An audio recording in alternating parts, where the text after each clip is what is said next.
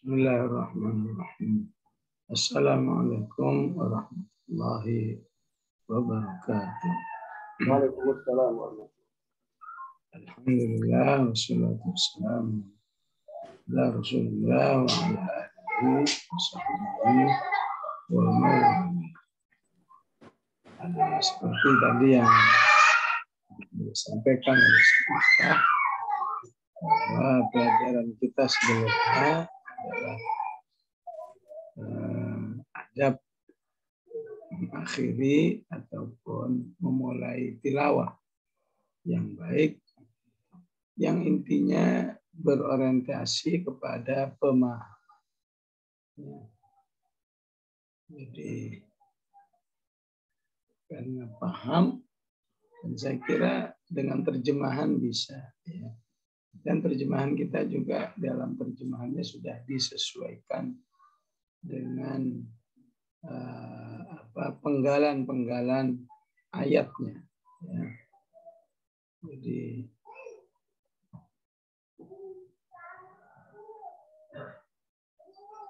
intinya para ulama kita mengajarkan bagaimana tilawah yang produktif, ya. Tentu kalau tilawah itu masih orientasinya pahala, ya, memang terasa belum merasa pentingnya, ya. Dari mana memulai dan kapan mengakhiri. Ya, yang seperti yang dicontohkan kemarin, ya, ketika kita membaca akhir juz 4, ya, maka sesungguhnya akan lebih indah ketika kita lanjut, ya, kurang lebih ya 1 halaman lah, ya.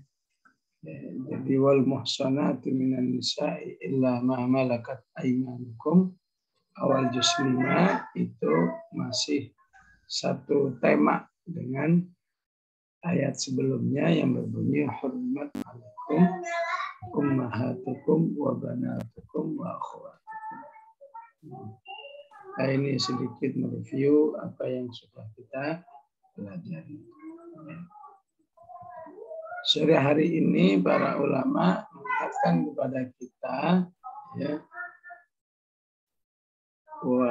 waktu-waktu atau kondisi-kondisi di mana seseorang, ya, tidak boleh ataupun makruh membaca Al-Quran. Ya. Jadi tidak semua kondisi seseorang bisa membaca Al-Quran. Kalau istilah ayatnya, bahwa amal itu memang harus berkriteria ahsanah. Alladzina yattabi'una al-qawla wa yattabi'una ahsanah. Sesuatu yang ahsanah itu memang harus sesuai dengan situasi dan kondisi. Ya. Nah, maka jika tilawah Quran saja butuh ketepatan suatu situasi kondisi, ya, apalagi yang lain-lain, ya. Tentu sholat juga butuh situasi dan kondisi, ya. Kalau habis asar nggak boleh sholat, maksudnya sholat sunnah ba'diyah, ya. Ya. Itu contohnya seperti itu, ya. Maka Al-Imam An-Nawawi pertama mengingatkan, ya, momen-momen yang dimakruhkan ataupun tidak boleh tilawah fi halir ruku', ya, dalam kondisi ruku', dalam kondisi sujud, ya. Wa tasyahhud, dan lagi duduk untuk tasyahud, baik awal maupun di akhir. Wa ghairuha min ahwalis shalah, dan semuanya semua kondisi salat kecuali berdiri. hanya berdiri yang disunahkan baca Al-Quran. Saat rukuk yang ada hanyalah bertasbih subhana rabbiyal azim, ya. Sujud subhana rabbiyal a'la. Ya, riwayat yang sangat populer, Rasulullah membacanya sampai 10 kali. Bahkan riwayat Hudzaifah sampai hitungan jam, ya. Rukuk sampai kurang lebih setengah jam misalnya. Karena dikatakan dalam riwayat itu rukuk dan sujudnya mirip lama berdirinya.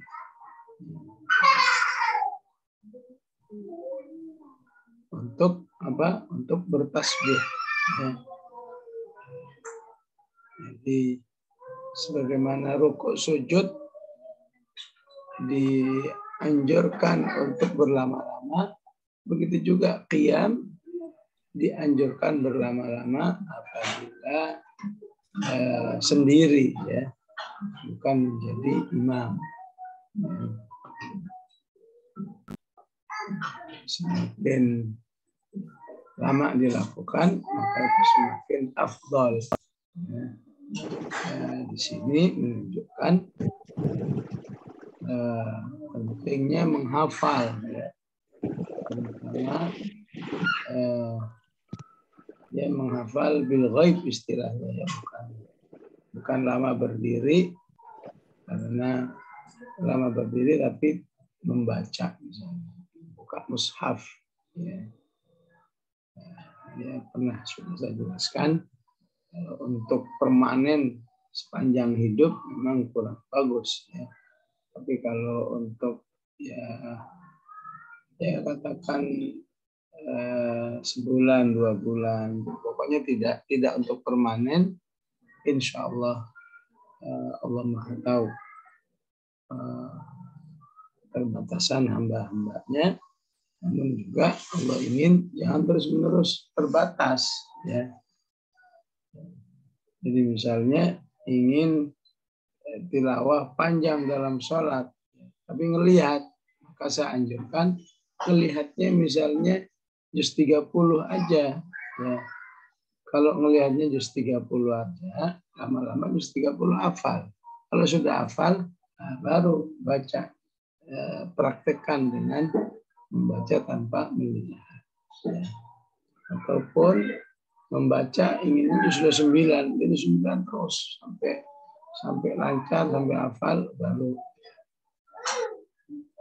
itu lebih masyru', ya, lebih memiliki legalitas secara syar'i dibanding kita pokoknya kalau sholat sunat ataupun sholat tahajud selalu inginnya lama, tapi lama membaca, ya. Bertahun-tahun seperti itu tentu memang tidak, istilah fikihnya tidak haram, tapi istilah fikihnya khilafu aula, ya.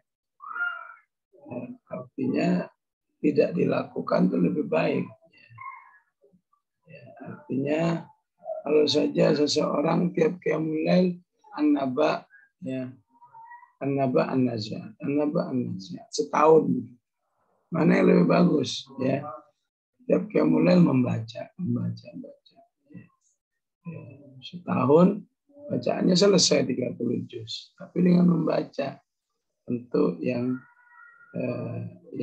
tidak membaca alias dengan hafalan itulah yang lebih utama, karena secara teknis memiliki legalitas dan keaslian, ya, dalam pelaksanaan. Ya. Baik, lanjut, ya.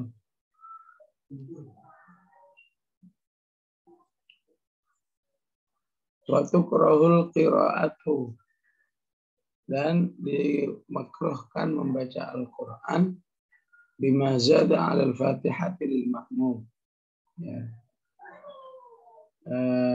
Membaca ayat yang lebih dari Al-Fatihah bagi makmum dalam sholat jahriyah ya apabila dia mendengar bacaan imam. Nah, ini poin kedua, ini perlu dipahami ininya ya, dasar fikihnya. Ya.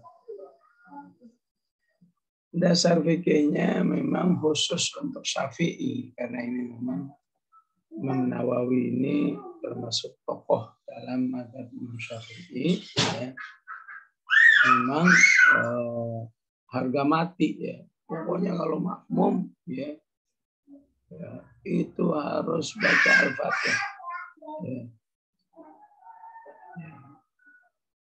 Dikiati istilahnya saat berfatwa begitu, bagaimana kan katanya makmum itu harus mendengarkan bacaan imam. Ya. Kiatilah kan saat waladhdallin, amin, itu kan imam memberi jeda, nggak langsung baca surat. Saat imam baca jeda, itulah kamu ya, manfaatkanlah untuk membaca surat Al-Fatihah. Ya. Ataupun kalau imam nggak jeda, maka dimaklumi kamu membaca Al-Fatihah walaupun nggak dengar bacaan imam. Ya, toh juga bacaan Al-Fatihah itu sangat sebentar. Ya. Ya, ini memang pendapat Syafi'i seperti itu. Ya. Adapun pendapat imam yang lain yang berlaku adalah inna qira'atal imam bahwa qira'atul makmum, apa yang dibaca imam maka itu sekaligus bacaan makmum. Inna ju'ilal imam liyutamma. Nah, ini yang terkandung dalam pemahaman seperti itu. Ya. Tentu bagi orang memahami dengan fikih yang kedua tadi, otomatis dia nggak bakal baca apa-apa karena memang prinsipnya jadi makmum itu tugas utamanya adalah mendengar bacaan imam. Karena perintahnya adalah fastami'u lahu wa ansitu la'allakum turhamun. Ya. Nah, jadi poin kedua ini memang ditujukan kepada yang memiliki pendapat Syafi'i, ya, di mana seorang makmum ya, itu harga mati harus baca Al-Fatihah. Maka di poin kedua ini ditekankan jangan sampai baca yang lain. Ya. Betul-betul kamu hanya baca Al-Fatihah. Ya. Jangan ingin nambah barang satu ayat misalnya. Setelah waladhdallin dia baca misalnya walladzina yaquluna rabbana hab lana min azwajina wa dhurriyyatina. Maka pendapat Imam Syafi'i ini termasuk yang makruh. Ya. Kenapa makruh? Karena setelah kamu baca Al-Fatihah itu kamu dituntut untuk segera mendengar bacaan imam.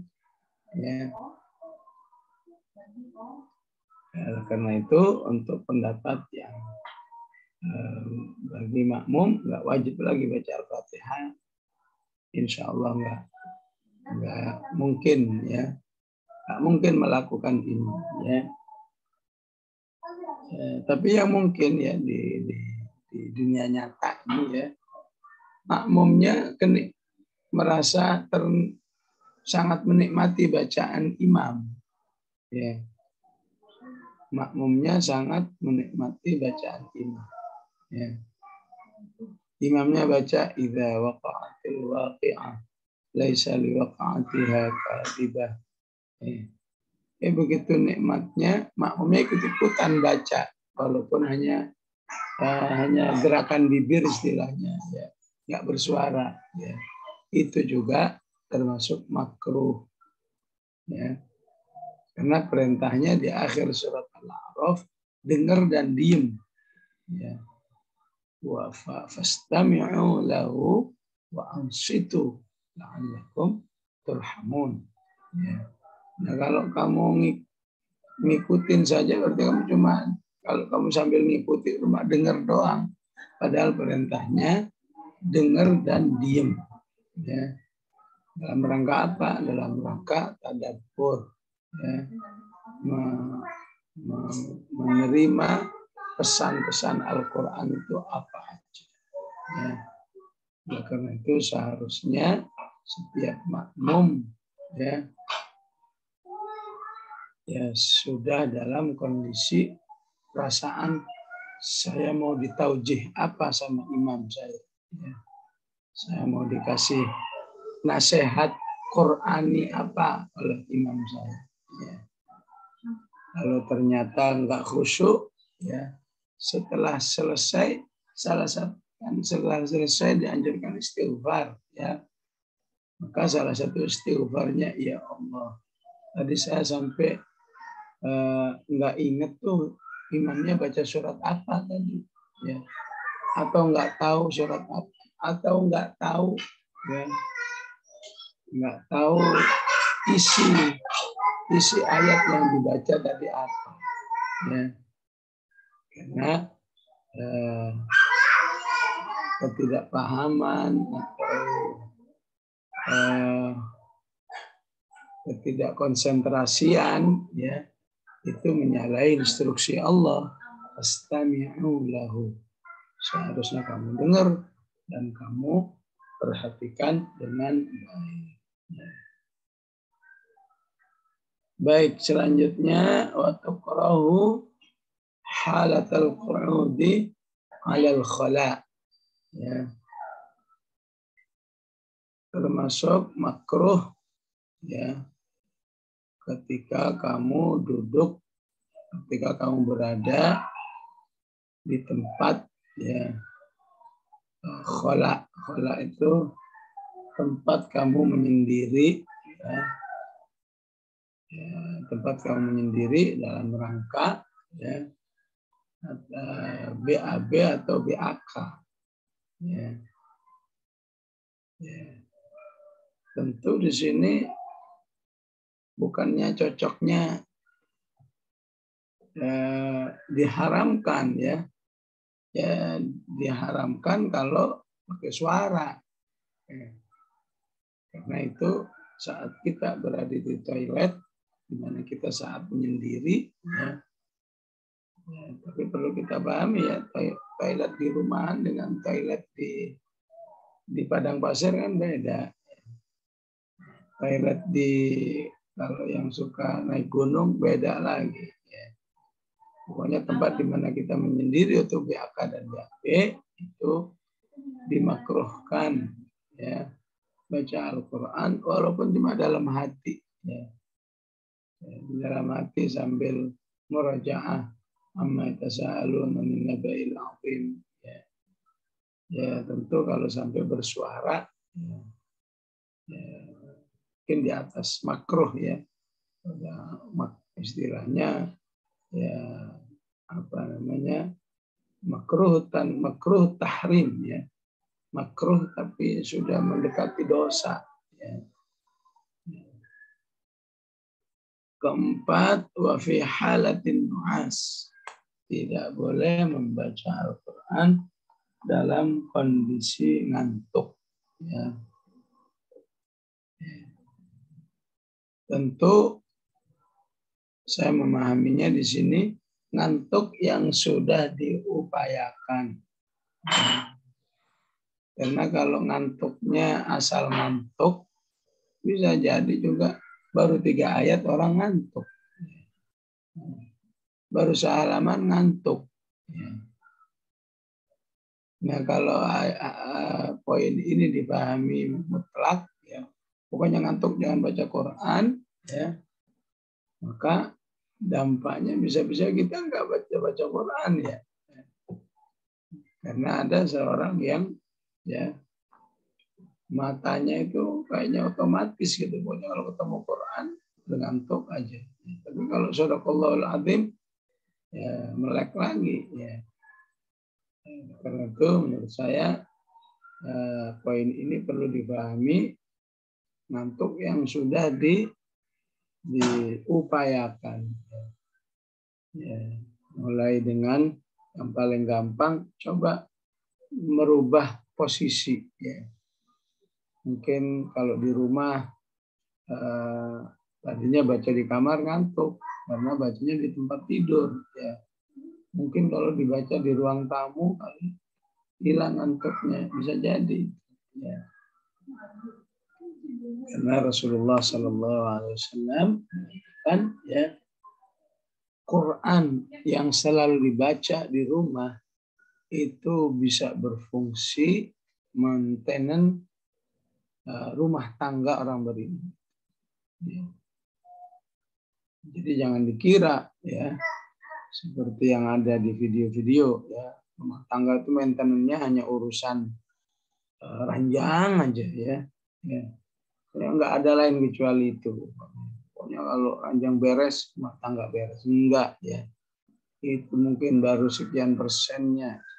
Mungkin 1 atau 2% saja. Ya.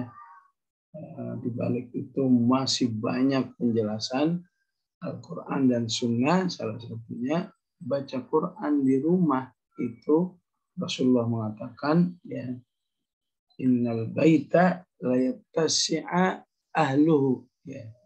Sebuah rumah itu akan apa ya, luas dadanya ya, atau luas kebahagiaan penghuninya ya. Disenangi malaikat rumahnya ya, rumahnya disenangi malaikat dan tidak disukai oleh setan. Kapan? Kalau rumahnya sering dibacakan Al-Quran ya. Coba kita bayangkan ya, kalau baru juga 1 halaman ngantuk, sadaqallahul azim. Baru setengah halaman ngantuk, sadaqallahul azim. Gimana bisa meraih 3 kondisi ini ya? Jadi ya harus ya bacaan standar. Ya, standar itu paling tidak 1 juz. 1 juz itu bisa setengah jam, bisa 1 jam. Ya. Tergantung pembacanya. Ya. Bisa dicicil pagi 10 menit, siang 10 menit, ya, dan seterusnya sampai sehari 1 jam. Ya. Begitu juga kalau akhirnya rumah kita jarang dibacakan Al-Quran, ya, maka Rasulullah mengatakan la yadhiqu ahluhu. Ya. Jiwa penghuninya akan menyempit. Ya. Dan malaikat nggak suka pada rumah itu, sebaliknya setanlah yang suka. Ya. Jadi penting ya, tidak mudah menyerah dengan ngantuk. Baik, begitu juga jangan membaca Al-Quran idza sta'jama alaihil Quran. Ya. Istajama itu apa? Ya. Istilahnya tidak ngeh lagi ya terhadap isi Al-Quran. Ya. Jadi kebetulan dia sudah ngaji surat Al-Mursalat misalnya. Ya. Sehingga dia paham, oh gini maksudnya Al-Mursalat. Ya. Tapi begitu mengantuknya, dia udah nggak nyadar. Mulutnya saya bergerak. Wal mursalati urfa, wal asifati asfa, wal nasyirati nashra, wal fariqati farqa. Mulutnya doang yang bicara. Ya. Pikirannya sudah tidak konsentrasi. Ya. Kenapa bisa jadi? Karena apa? Karena ngantuk berat. Ini istajama. Ya. Bisa jadi ya lagi lapar banget sholat. Ya udah mulutnya sih bergerak, tapi pikirannya makan apa ini. Makanya disunnahkan tetap kalau memang sudah lapar makan dulu. Ya, idza hadaral isya wal asya quddimal asya. Apabila azan isya berkumandang, padahal dirinya udah lapar, ya udah, ya, harus makan dulu. Enggak kok, saya walaupun enggak makan, insya Allah bisa, ya silahkan. Ya. Setiap orang harus tahu tentang diri. Ya. Istajama itu bisa terjadi karena apa? Karena sholatnya nahan. Ya. Apa nahan BAK, apa nahan BAB, apa nahan angin. Ya. Sehingga pikirannya, konsentrasinya nahan. Ya. Bacaan imam enggak. Kalau bacaan imam enggak bisa ya. Tapi kalau baca sendiri, ya jangan panjang-panjang. Ya. Jadi larangan membaca Al-Quran dalam kondisi istajama, ya, ini pernah terjadi kepada ya, istri Rasulullah Sallallahu Alaihi Wasallam, ya, Zainab binti Jahsh. Ya. Zainab binti Jahsh. Zainab ini kisahnya banyak terdapat di surat Al-Ahzab. Ya. Karena ngantuknya udah berat, tapi dia nggak mau nyerah, ya. Sehingga dia membentangkan tali untuk pegangan. Maka Rasulullah mengingatkan Zainab, besok kalau memang ngantuknya berat banget, udah jangan sholat, ya. Istirahat aja. Ya. Ya, itu Zainab, ya. Kalau diri kita, ya. Ya harus disadari betul. Kalau ngantuknya tiap hari apa? Nggak kiam tiap hari kan rugi, ya. Ngantuknya kita bisa jadi mungkin karena tidurnya terlalu malam. Besoknya harus tidur lebih awal. Ngantuknya kita sehingga terjadi istajama bisa jadi karena ya pola tidur, ya. Apakah tidurnya kekenyangan dan sebagainya. Jadi bisa dipahami ya yang dimaksud istajama, orang yang membaca Qur'annya sudah tidak ngeh dengan isi. Ya. Jadi pengertiannya gimana kalau begini? Ya. Pengertiannya ya berarti bagi orang beriman itu harus berusaha minimal sering-sering baca terjemahan agar tidak terjadi istajama. Ya. Kapan terjadi istajama? Ketika orang itu paham. Ya. Hal ataka hadithul ghashiyah wujuhun yawma idzin khashi'ah. Ya. Karena paham, tapi karena ngantuk atau yang lain, jadi nggak ngeh. Ya. Nah kalau nggak paham, berarti istajama sepanjang saat dong. Ya. Ya. Maka dengan poin ini menunjukkan ya, aslinya paham Al-Quran itu walaupun minimal dengan terjemahan adalah harga mati bagi orang-orang beriman. Ya. Artinya jangan sampai ya, nggak paham suatu ayat, nyantai biasa-biasa aja. Ya. Maka seharusnya ya, walaupun 1-2 ayat, ya, penting kita itu menunjukkan penasaran. Ya. Ya misalnya ya, kulla syai'in ahsaynahu kitaba. Misalnya nggak paham itu, apa ini maksudnya? Ya. Atau dari satu surat An-Naba, ya. Ya. Semua nggak paham, tapi saya ingin paham satu ayat aja. Jazaa'an min rabbika ata'an hisaba. Ya. Maka itu insya Allah dinilai oleh Allah bahwa hambanya ini ya, punya perhatian untuk memahami Al-Quran. Ya. Walaupun dengan terjemahan insya Allah, ya, walaupun tidak ideal, tetap itu lebih baik daripada kita acuh tak acuh, ya, bodoh amat, mau paham nggak paham, yang penting gugur kewajiban saya dan sebagainya. Ya. Baik, ya. Selanjutnya, ya.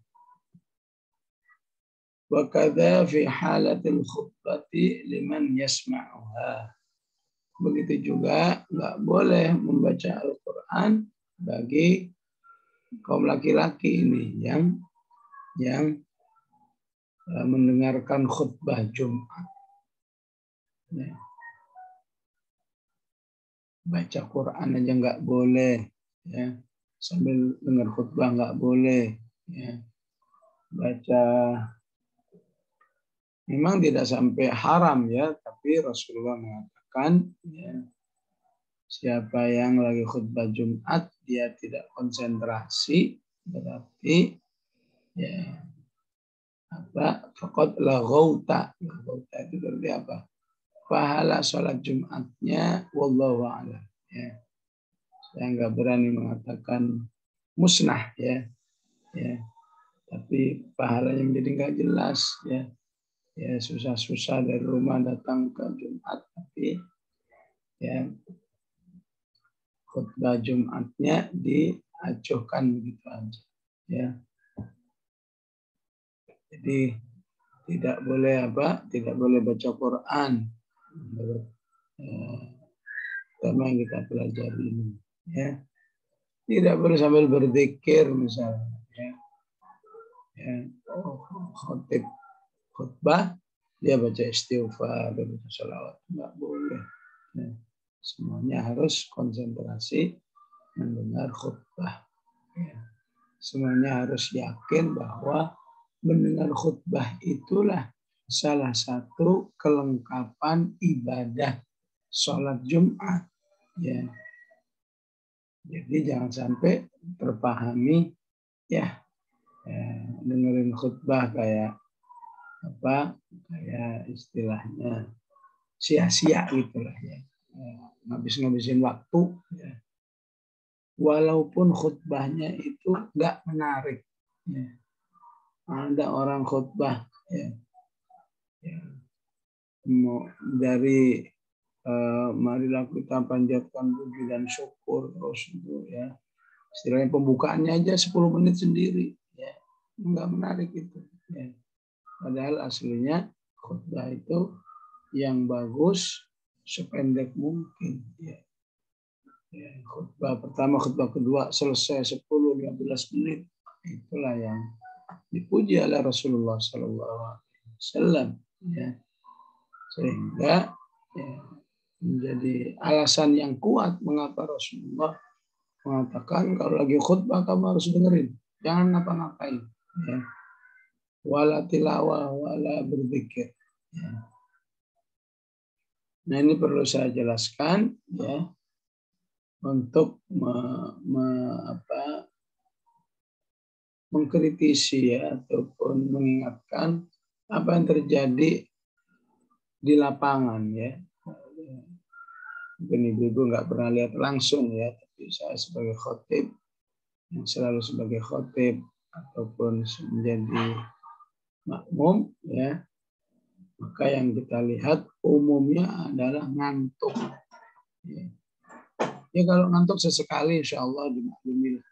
Tapi tiap khutbah Jumat ngantuk itu langsung aja pindah tidur. Dan nggak ada usaha gitu.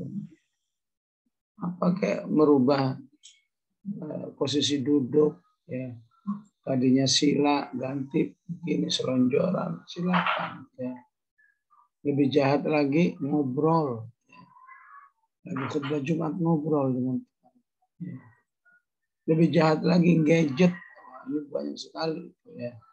Terutama makmum-makmum yang duduknya di sosok belakang itu rata-rata gadget. Ya.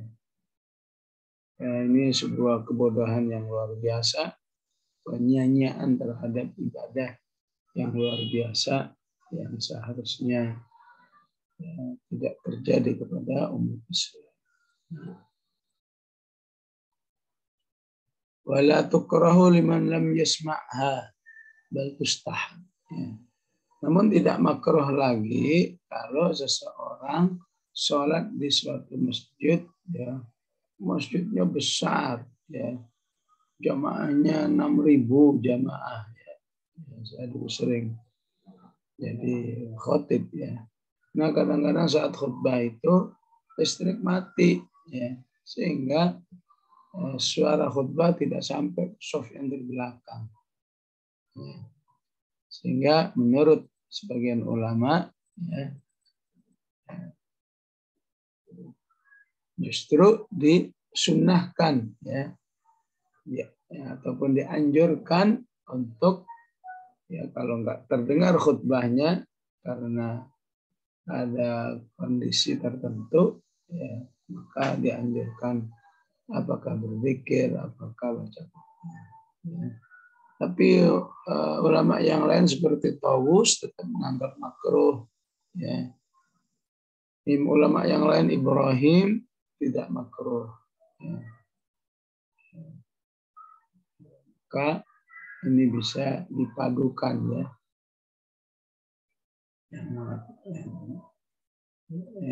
Yang pendapat yang mengatakan makruh dan makruh pemaduannya apa? Hanya dianjurkan. Ya. Kalau mau silahkan, enggak juga enggak apa-apa. Ya. Begitulah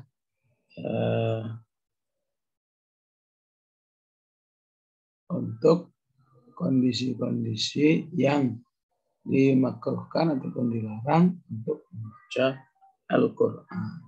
Ya. Selanjutnya yang dibolehkan membaca Al-Quran kondisi-kondisi tertentu, ya. Halaman berikutnya, ya. Wala tukrahul qira'atu fit tawaf. Ya. Maka tidak dimakruhkan membaca Al-Quran saat tawaf, ya. Terutama yang hafal, ya. Ya. Tentu hafalannya bagus, ya. Kalau hafalannya masih belum kuat, ya, akan hilang, ya, dengan desak-desakan yang ada. Ya.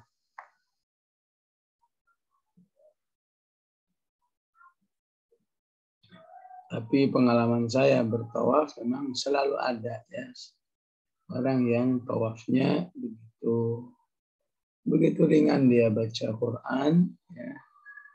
Dan apakah itu orang Afrika, ya, biasanya kalau orang Afrika orang dari Mauritania, ya.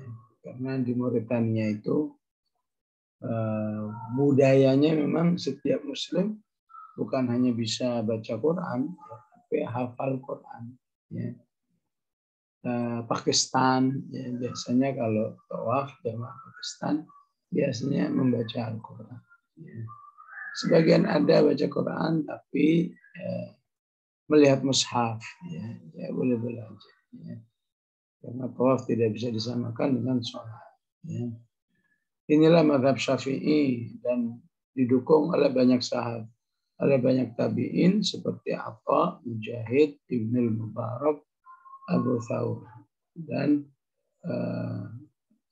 pengikut-pengikutnya yang mengutamakan pendapat. Dari ulama yang lain seperti Hasan Basri, tabi'in juga, wa Urwah bin Zubair, wa Malik, makruh. Ya. Tapi Imam Nawawi mengatakan yang benar dalam pendapat ini boleh, tidak makruh. Karena inti tawaf itu adalah berzikir. Ya. Inti tawaf itu berzikir. Maka baca Al-Quran termasuk berzikir. Ya. Ya, mungkin yang mengatakan makruh itu, tapi kan baca Quran harus bisa khusyuk, harus bisa terhayati. Ya. Nah, disinilah penting, ya. Kalau gara-gara bacanya sambil tawaf nggak terhayati, memang saya berpendapat ya, lebih bagus berzikir biasa aja lah. Ya. Ya. Bukan desak-desakan ya, kadang-kadang dalam kondisi padat hampir-hampir diri kita dijepit oleh manusia. Ya. Oleh karena itu kalau dengan bacaan hafalan yang kuat, insya Allah seseorang masih bisa ya tawaf sambil baca Al-Quran, bahkan tidak mustahil tawaf sambil baca Al-Quran sambil berlinangan air mata karena penghayatan terhadap ayat-ayatnya.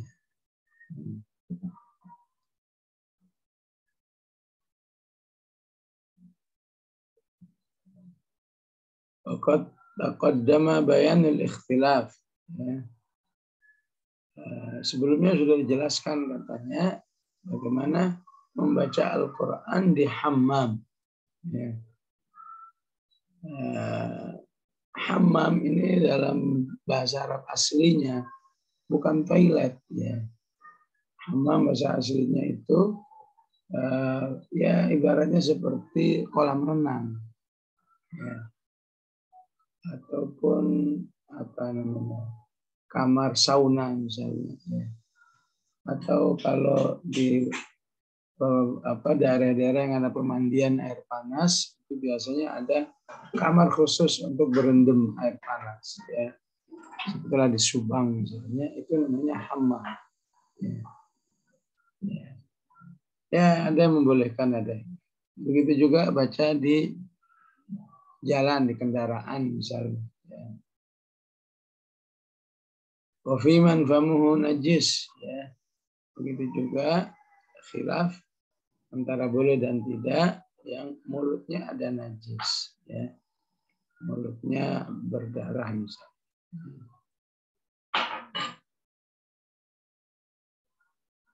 Baik jamaah rahimakumullah, sementara sampai di sini ya.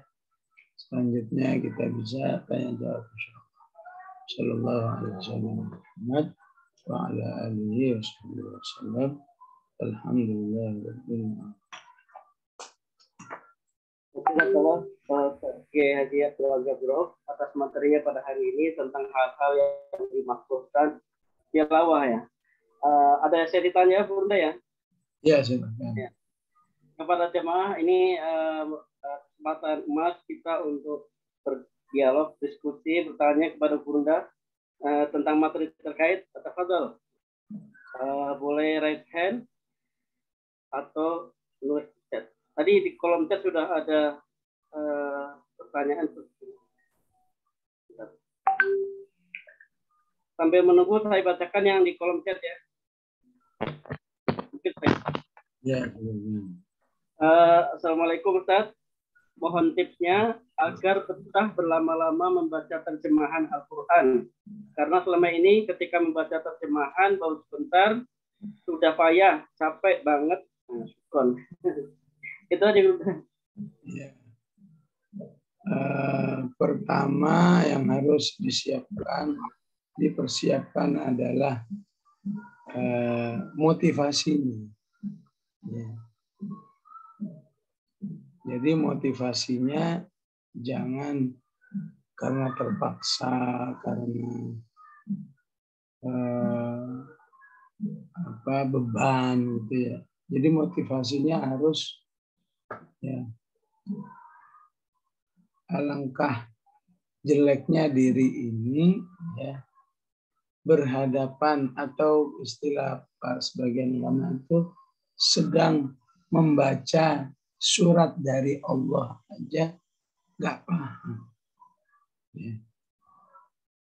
Jadi penting diluruskan dulu fikrahnya. Ya. Ya.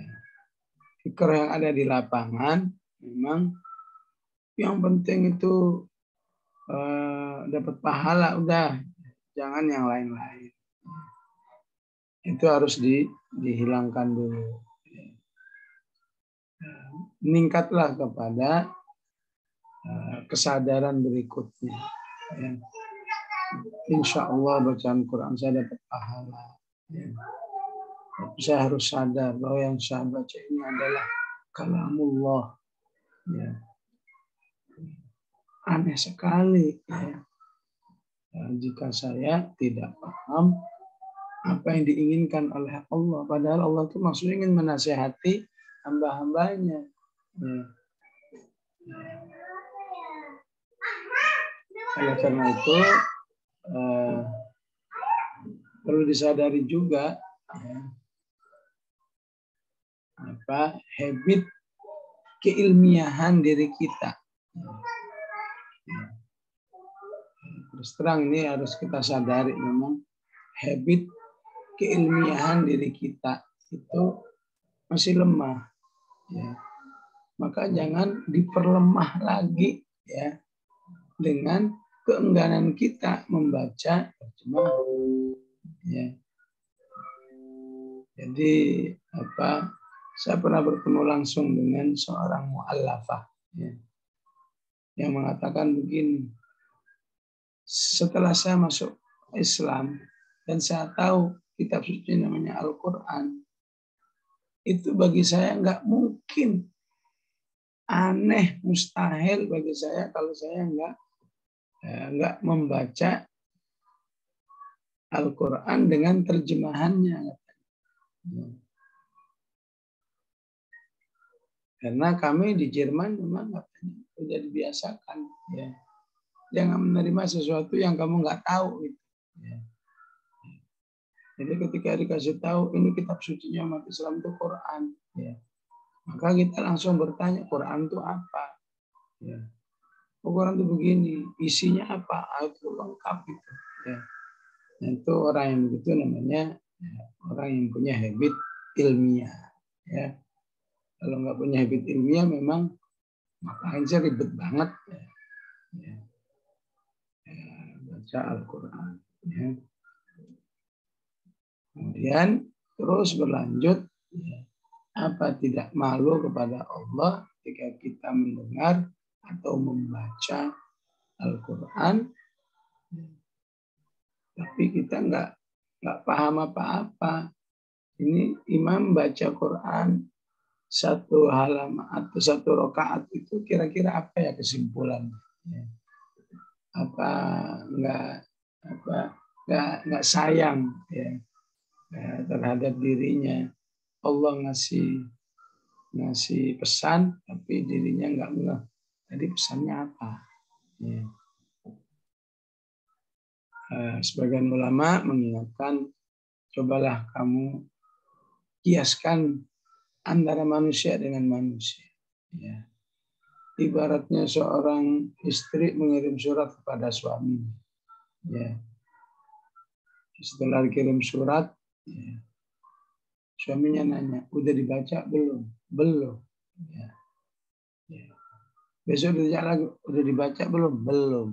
Sebulan ditanya, belum. Apa jadinya? Ya. Kamu ini istri apaan? Baca surat suaminya nggak mau istilahnya. Ya. Ya begitulah Al-Quran kalau nggak kita baca, yang maksudnya Allah itu menurunkan wahyunya agar memang dibaca. Akhirnya kata istrinya, oh iya mas sudah dibaca, apa isinya? Nggak tahu, nggak paham. Ya, mungkin suami istri beda bahasa ya. Ya. Suaminya orang Sunda, ya. Istrinya orang Papua. Ngirim surat pakai bahasa Sunda, ya, ya otomatis nggak paham apa-apa. Ya. Apa jadinya kalau seorang istri itu nggak memahami pesan-pesan suaminya dalam surat itu? Ya. Itu antar manusia dengan manusia saja nggak bagus, ya. Kalau modelnya seperti itu, ya. Apalagi manusia dengan Allah.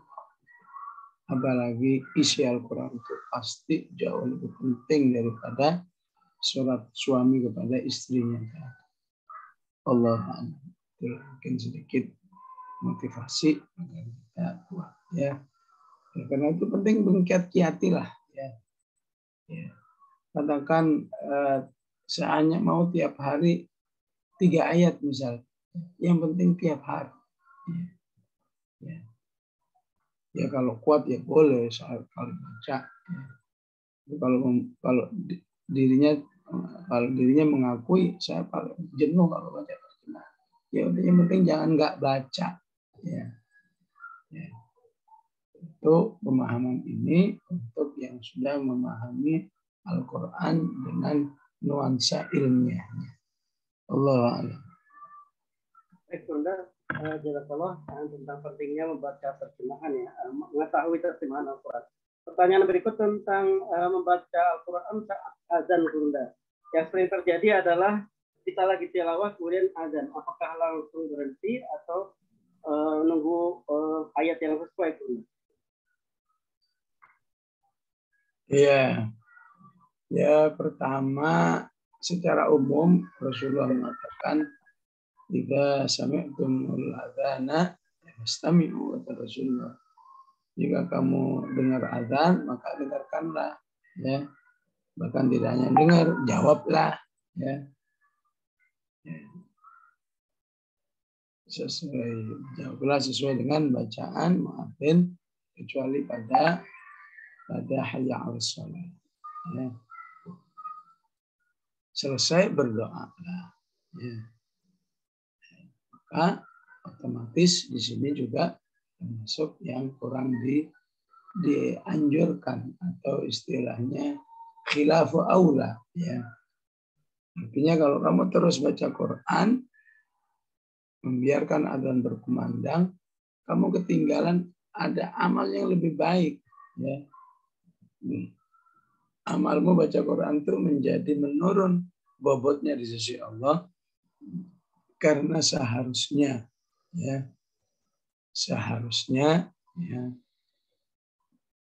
kamu mendengarkan adzan. Ya. Ya. Bagaimana dengan berhenti di akhir penggalan dan seterusnya sementara nggak berlaku? Yang berlaku hanya berhentilah di akhir ayat. Kalau masih tengah ayat, berhentilah di akhir ayat. Ya. Bagaimana kalau saya baca semua ayatnya, adzannya selesai, ya udah nggak apa-apa, potong tengah ayat. Ya. Misalnya ayatnya ayat Al-Baqarah, ya ayyuhalladzina amanu idza tadayantum bidainin, satu halaman penuh. Kalau dibaca semua ya baru selesai adzan. Nggak apa-apa, potong demi melaksanakan amal yang lebih baik daripada tilawah saat adzan berkumandang. Selesai membaca doa, ya. Setelah itu mulai lagi dari awal ayat. Ya. Ya, begitu insyaallah. Berikutnya, Bunda ya. Kalau lagi haid mendengarin murotal saja, itu pahalanya sama nggak dengan membaca saat tidak haid? Atau lebih baik baca terjemahan, Bunda? Aktivitas saat haid. Ya, sebetulnya masing-masing ada fungsinya ya. Baca terjemahan ada fungsinya, baca murotal ada fungsinya, ya. Jadi sebisa mungkin memadukan ya. Apakah sehari baca terjemahan, sehari baca murotal, mendengar murotal sehingga kualitas kequranan dirinya terus meningkat. Ya. Tapi kalau memang saya enggak berminat ya, paling berminatnya cuma mendengar murotal saja, ya. Ataupun baca terjemahan, ya silahkan. Ya. Yang enggak baik, yang enggak ngapa-ngapain. Kalau mesti ngapa-ngapain, insya Allah baik-baik aja. Ya. Soal pahala, ya, insya Allah kita optimis, ya, pahalanya sama, ya, sama saat tidak haid. Ya, kenapa? Karena haid itu sendiri bukan kemauan manusia. Ya. Haid itu sunnatullah, ya, sunnatullah yang harus ada dalam diri manusia, terutama seorang wanita. Ya. Termasuk apakah ketika seorang wanita haid nggak sholat, nggak puasa, kehilangan pahala? Enggak. Ya. Ya. Yang penting dia punya pemahaman bahwa saya nggak sholat saat haid ini karena saya taat kepada Allah. Kata Allah nggak boleh. Ya. Jadi kalau pemahamannya seperti itu, insya Allah bagi wanita yang haid tidak sholat itu berarti bukan berarti kehilangan pahala sholat. Ya. Tetap dapat pahala sholatnya. Buktinya apa? Buktinya kalau dia maksain sholat malah dia berdosa. Ya. Karena melanggar ya, SOP yang berlaku. Memang dilarang sholat, dilarang puasa. Baik, Allah a'lam.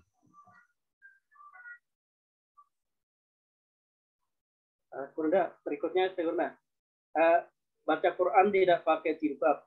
Lalu baca Quran dengan posisi tiduran karena sedang sama bayi. Bagaimana Bunda? Boleh tidak? Iya, insya Allah. Ya. Seperti itu dibolehkan ya. Dibolehkan terutama memang situasinya memang memungkinkan, tidak memungkinkan ideal gitu, ya. Situasinya dalam kondisi daripada bengong ya, sambil nungguin bayinya ya, tetap ya beraktivitas baca terjemahan dengan murattal atau tilawah tentu lebih baik ya. Yang tentu akan mengurangi keafdalan kalau dipermanenkan ya. Pokoknya saya kalau mau tilawah saya tidak akan tidak akan selamanya tidak akan pakai katakan pakaian yang standar misalnya. Walaupun juga bukan syarat juga ya, bukan syarat juga ya. Setiap tilawah harus pakaian lengkap gitu ya. Ketika sendirian di rumah, di kamar ya, itu pakaian standar itu sudah mencukupi ya. Pakaian standar ya. Sebenarnya yang nggak standar tentu juga nggak boleh ya. Demikian insya Allah kaji kita ya. Sedikit demi sedikit ya, kita sudah bisa tibian ya, dan sudah bisa menjawab ya. Mohon maaf sebelumnya saya tutup ya. Doa Bismillahirrahmanirrahim. Alhamdulillahirabbil alamin. Allahumma shalli wa sallim ala Muhammad wa ala ali sayyidina Muhammad. Allahumma inna nas'aluka mujibati rahmatik wa azaima maghfiratik wassalamata min kulli itham wal ghanimata min kulli bir wal fawza bil jannah wal najata min nar. Allahumma aslih lana dinana alladhi huwa ismatu amrina wa aslih lana dunyana allati fiha ma'ashuna wa aslih lana akhiratana allati ilayha ma'aduna waj'al al-hayata ziyadatan lana fi kulli khair waj'al al-mauta rahatan lana min kulli syarr. Rabbana hab lana min azwajina wa dhurriyyatina qurrata a'yun waj'alna lil muttaqin. Wassallallahu ala sayyidina Muhammad wa ala alihi wa sahbihi wasallam. Walhamdulillahi rabbil alamin. Wassalamualaikum warahmatullahi wabarakatuh. Waalaikumsalam warahmatullahi wabarakatuh. Assalamualaikum Ustaz. Warahmatullahi wabarakatuh. Ustaz, jazakallahu khairan. Jazakallahu khairan Ustaz. Pamit. Jazakallah khair Ustaz. Jazakallah khair. Assalamualaikum Setelah kita simak sama-sama pencerahan di Jazakallah Ustaz, Burunda. Kita akhiri dengan doa kafaratul majlis. Subhanakallahumma wa bihamdika asyhadu an la ilaha illa anta astaghfiruka wa atubu ilaik. Biruka wa atubu ilaik. Maaf untuk pertanyaan-pertanyaan yang belum terjawab, insya Allah kami simpan